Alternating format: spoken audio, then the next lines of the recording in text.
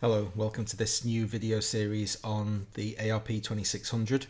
And this first video is going to be, rather than breaking it down module by module, I'm going to try to explain how to get the synth under your control. It is an unruly beast and by default does lots of things that you're not even aware of. So we're going to go through those step by step and get to the point where we can make a really simple sound, and then in subsequent videos we'll actually start talking about the modules. Okay, a really simple sound. How do we get to the stage where we can press a note on the keyboard and make that simple sound? The first thing that you want to note is that a lot of the functionality that looks like it's empty, all of these jacks over here with nothing plugged into them, they are live. They are actually doing a thing, and if you turn sliders up, it's going to have, more often than not, it's going to have an effect on the sound, and you might be unwitting of the fact that you're actually doing that because it doesn't look like there's anything plugged in. There is. All of these labels down here are what's called normal positions. Basically, the machine is internally pre-wired connecting this thing to this thing, and you can override that connection by plugging something into the jack. So a lot of these jacks that look like they're empty, they're not. Don't be fooled. So by default we've got this really simple sound, and that's coming from one of the three voltage controlled oscillators, VCOs 1, 2 and 3. So these are our sound generators. And at the moment, VCO1 is the only thing that's actually making a sound. And we can see that that's the case by looking at this module here. Now this is a little bit weird because the VCOs all naturally connect into the voltage controlled filter. It says, right, take as many sounds as you want, plumb them all into me, I'll have some kind of filtering effect on them, and then I'll throw them off into the outside world. And you can see that the VCF as configured in this patch has one slider turned up, and when we look at that slider's label below, it says VCO1 and there's a little symbol of a square wave underneath. So that's telling us that VCO1 is normaled into this connection. It's pre-wired into the VCF. So every time we turn this slider up, we are bringing the VCO into the sound picture. If I turn that slider down and press a key on the keyboard, I'm pressing lots of keys on the keyboard, I'm getting no sound. So the sound is coming out of the VCO, into the VCF, out of the VCF. Where's it going then? Well, it's going into the VCA. Sorry for so many acronyms. So this is the voltage controlled amplifier. This is the thing that's in our control. We can turn all the sliders down on this thing and no sound will get to the speakers. But when we turn sliders up, we're going to start to introduce some of the modules into the sound source. So by default, our VCA has two sliders set to the maximum on this patch, and one of them is the VCF. So let's look at what's going on. The VCO is generating a tone. That tone is coming into the VCF. It's being filtered in some way. So it's not just a natural sound. There's a filter here. Okay, it's coming out of the VCF into the VCA, which is the amplifier. Here is where the VCF connects into the VCA by default. See, VCF, this is its normal connection. So if I turn this slider down, we're going to get no sound. I've stopped the chain at the VCA. The VCA is no longer accepting any input. Now it is, and we hear sound. The sound is also being affected inside the VCA. We've got this slider turned up. AR, that stands for attack release, and it's one of the two envelope generators that the ARP 2600 has.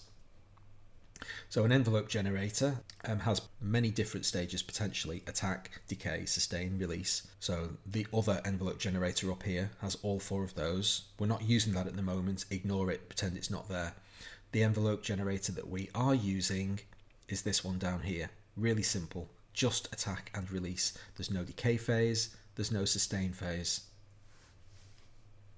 So the only two sliders we have to worry about are what's our attack time and what's our release time. And this module is having an effect on the sound because it's normaled into this slider here and the slider is set to maximum. So what effect is it having on the sound? Well, let's listen to the note.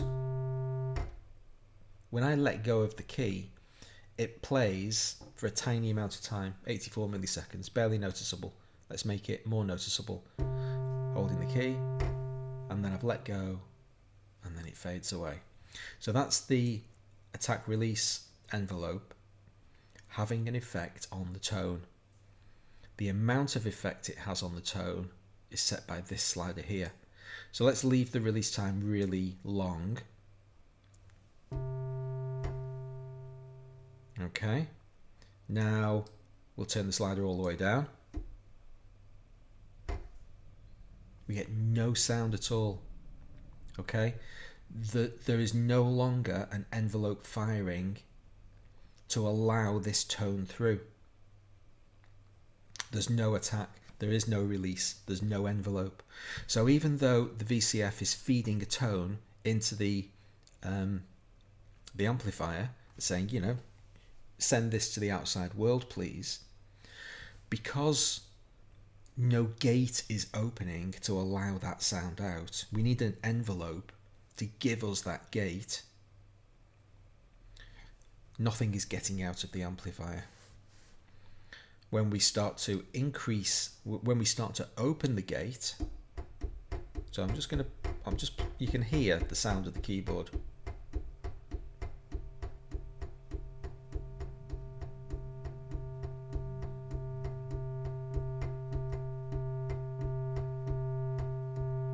Okay, sound gets louder and louder. The release time is always the same. It's always 896 milliseconds. It's just that the amount of the sound that's allowed out changes. So that's the envelope having an effect on the amplifier.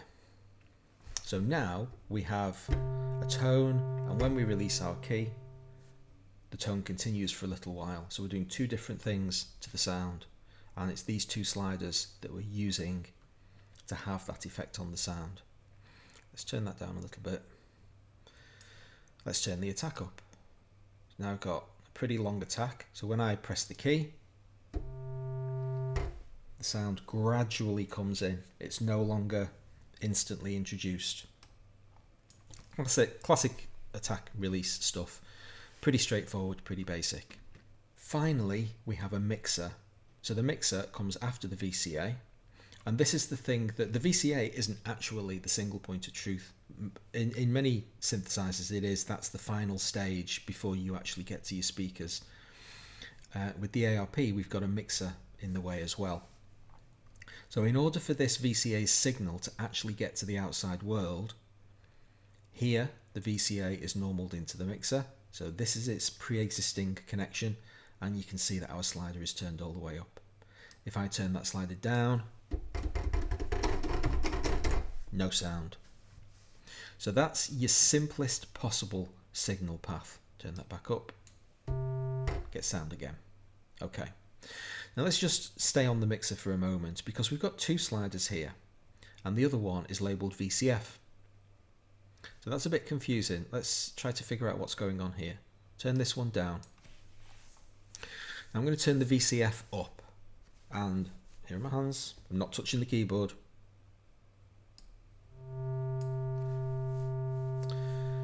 What's going on?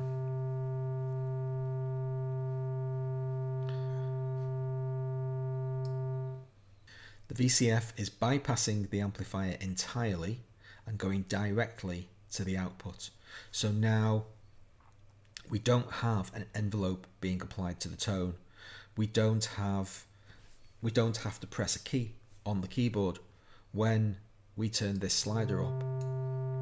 The tone that's coming out of the VCO1 is constant. That oscillator is generating a signal at all times. Anything that chooses to listen to it is going to receive that signal. As it happens, the VCF is choosing to hear that signal. It's saying, thank you very much, VCO1, I'll take that off you, I'll do something with it, and I'll pass it on to the outside world. Well, now something has to be listening for that signal in order for it to get any further. Well, the VCF, the VCA, the amplifier, is listening for it. And so whenever we receive a gate signal off the envelope, then this pre-wired connection here specifies that the amplifier gate opens and allows the VCF's filtered sound to come through and then get to the outside world via the mixer.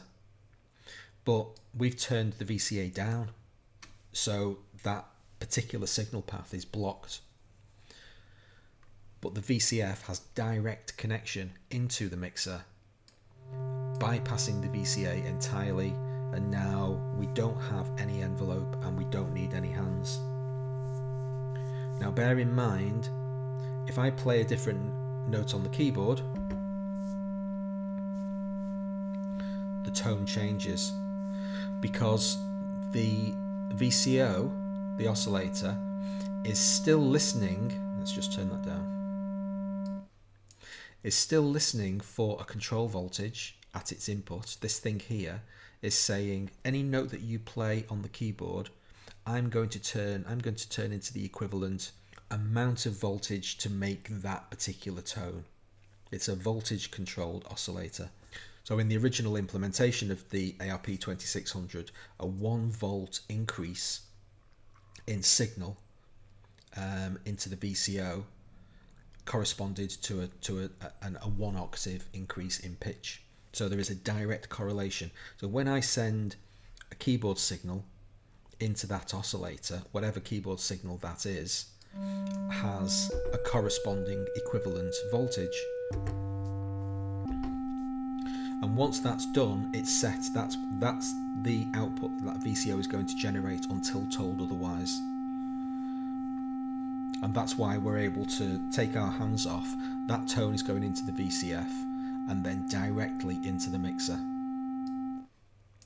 So when you're building sounds, experimenting with different sliders and features on the machine, it's sometimes really handy to not have to play keys on the keyboard, because you want to hear the sound change, but you don't particularly want to have to hold a key down. Well, that lets you get away with it. If you want to have full keyboard control, turn the amplifier up, that reintroduces the gated envelope. So only when we press a key does the gate open. The gate stays open for as long as we've held the key down. There's no sustain phase on this envelope, so it's at maximum. It's at full voltage for the entire time the key is down. As soon as we release the key, the release stage fires, and then the note tails off. That's it. That's the full signal path to generate the simplest possible tone. One other thing that we'll cover in this video before wrapping up for the day is that there is one module that's also permanently active, and if you're building your own patches, you need to make sure explicitly. For the most part, you can deal with everything by turning all the other sliders down. If you turn every single slider down on this rack here, you're gonna have a very good starting position from which to build a tone, and then you introduce the things that you want. Do you want keyboard control? Yes, raise your keyboard control voltage slider. Do you want to have some kind of filter effect? Yes, turn that up. Do you want to have an attack and a release phase? Yes. Do you want to have the note not be played constantly? So that's your basic default setting, except the LFO. The LFO is permanently connected to the internal gubbins of the sound generator. So if I just bring the tone up again so that I don't have to hold the key down. Okay, so again, generating our simple tone. I go to the LFO and turn the vibrato up.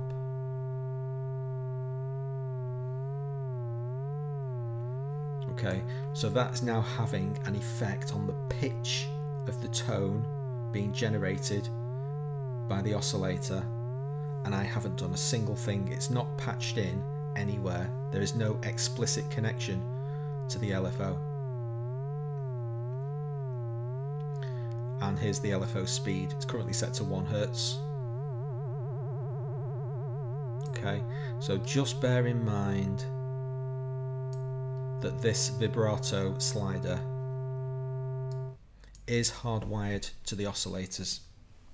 So that's given us a great foundation upon which we're going to build our sounds. I know that we don't have an exciting sound, but please bear with me.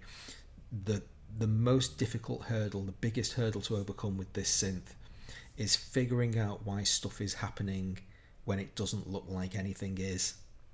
So that's why I'm taking this really, really baby step approach. I hope you'll bear with me.